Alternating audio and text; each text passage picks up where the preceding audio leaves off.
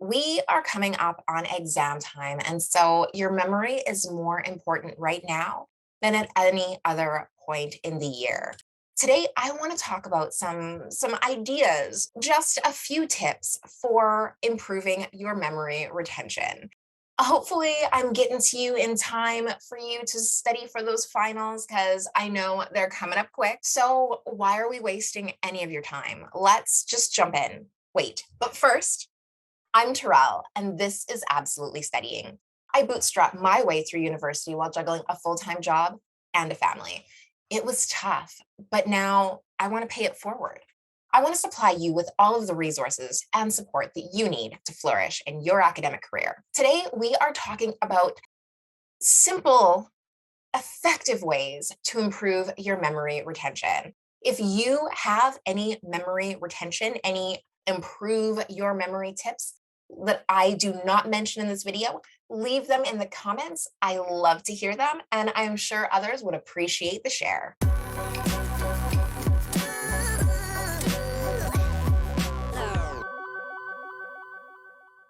The first memory retention tip I want to share with you is to exercise. I know, but hear me out. Exercising pumps a ton of blood to your brain. That is going to bring more oxygen, more nutrients, and give your brain everything it needs to really perform at its peak. You don't have to go through and have a hardcore 45 minutes cardio session, just a little exercise. If you are sitting for a Pomodoro block, say, let's just say 25 minutes of focus, 5 minutes of cardio, even something that simple is going to help with memory retention because your brain is getting the oxygen and blood when you need it. If you are not ready to commit to some cardio, get up out your seat and do a little bit of light cleaning. Throw in a load of laundry or run up and down the stairs a couple of times. Anything like that, anything that's going to keep your blood pumping, your muscles moving is going to help. So throw that into your routine. I love this one. I do all of my cleaning and organizing in the 5 minutes between Pomodoro sessions, whether I'm working or studying. And that really helps me stay on top of these tasks, as well as helping with memory retention because my blood is pumping. The next one, not so easy. Get some sleep. Sleep is going to help your brain consolidate all of the memories that you created that day, including the memories of the information you took in. Sleep is so hard to come by, but it's so valuable. There are so many processes that happen that we don't even necessarily fully understand. But one thing we do know is sleep is so important to memory retention. So do not pull an all-nighter. You're better to study a little bit of a lot of topics and get some sleep before that exam. Now, this one, I went back and forth on entering this one because a lot of people say eat healthier, eat better. And I don't want to say that when I tell you that diet really helps with memory retention. Instead, I'm going to go another route. Diet and having a healthy diet does help with memory retention, especially when you are introducing lots of healthy fats and omega 3s. But I want to also let you know that chewing in itself helps with memory retention. This doesn't necessarily mean that you have to force feed yourself. Even having a light snack or chewing gum is going to help you to focus and get those processes moving and help you to remember better longer. So I know the study struggle. I know it's not easy to fit all four food groups into your diet and do it properly and do it well and do it on a budget. But do what you can with what you can. And that has always been my mantra, the progress over perfection. Do what you can with what you have, and let's just get it done so that we can get on to the good stuff. Now, this next one is also so important, and it's just focusing.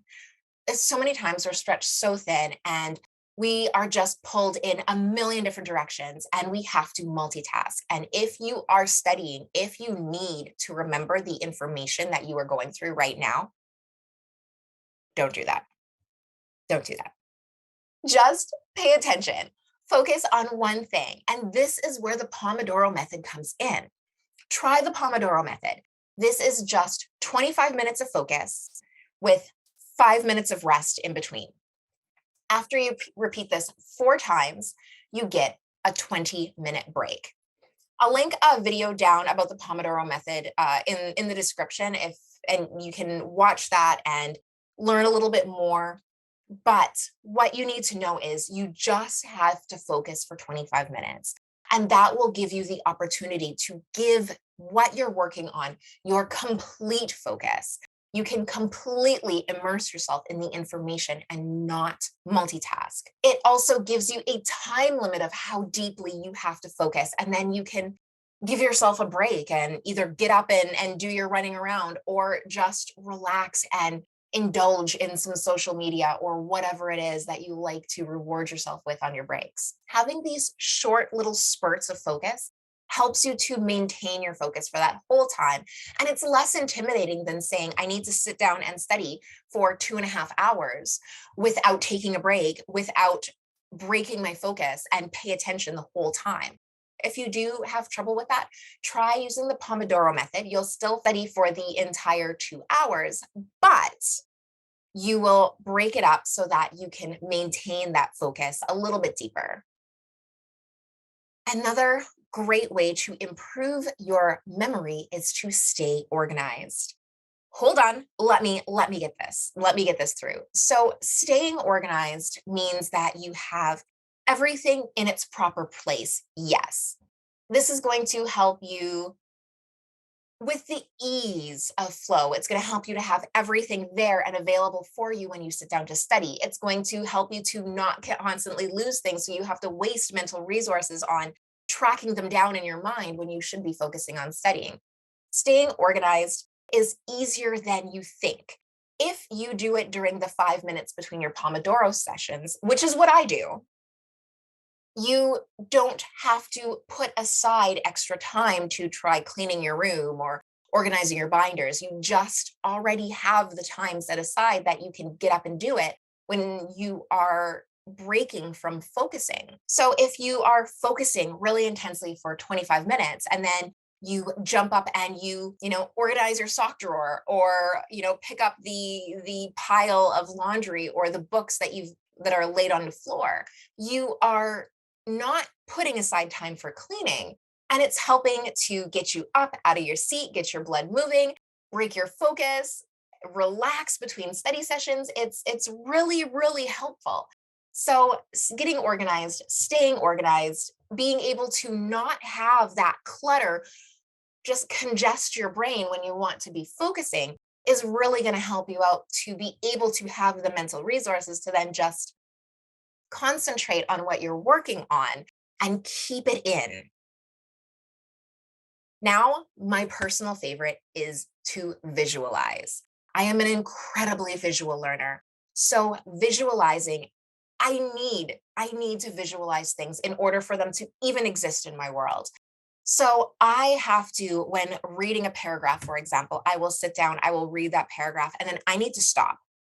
I need to stop. I need to take some time. I need to be able to look up into the air or close my eyes and actually think and visualize the process or get just a mental image in my mind of what it is that I'm trying to do or remember or learn. I have to be able to see it or it just does not exist and I cannot retain it.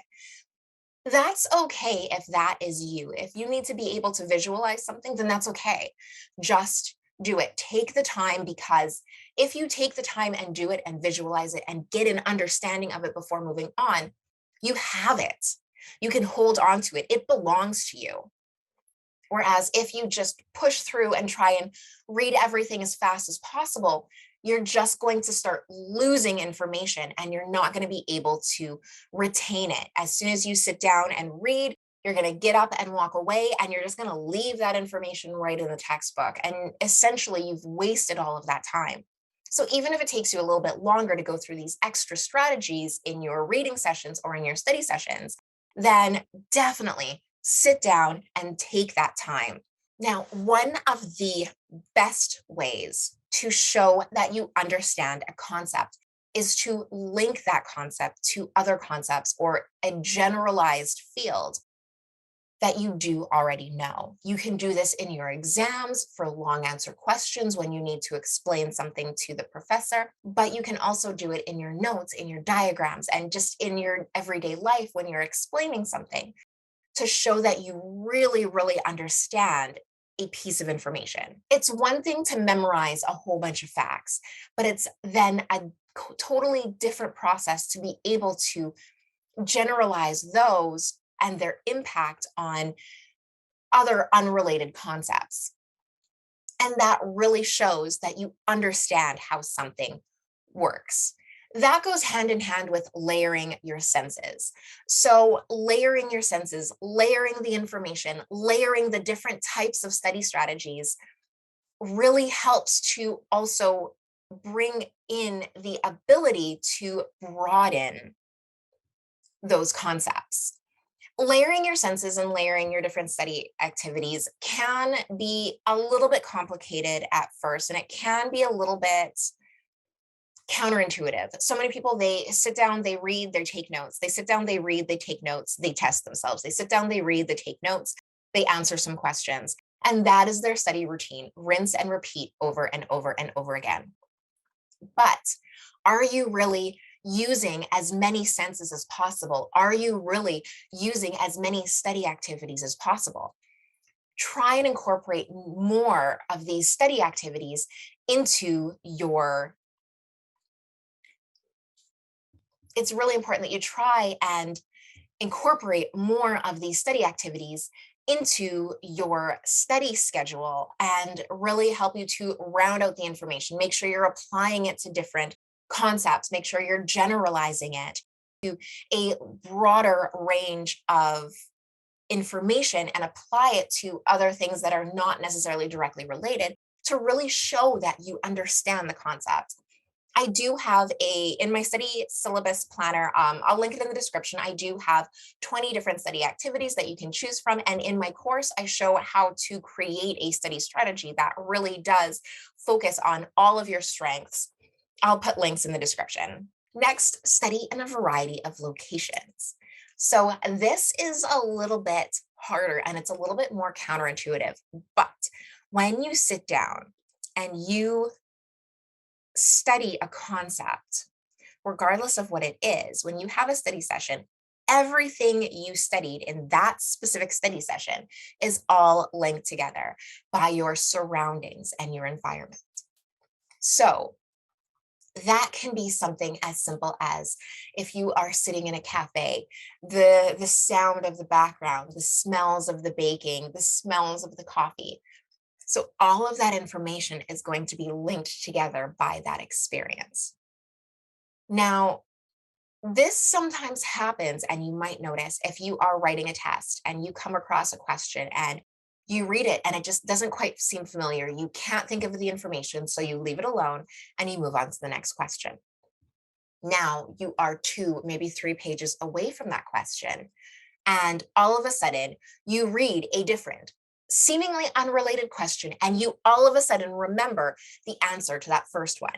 Now you quickly dash back 3 pages and pen in the answer to that first question.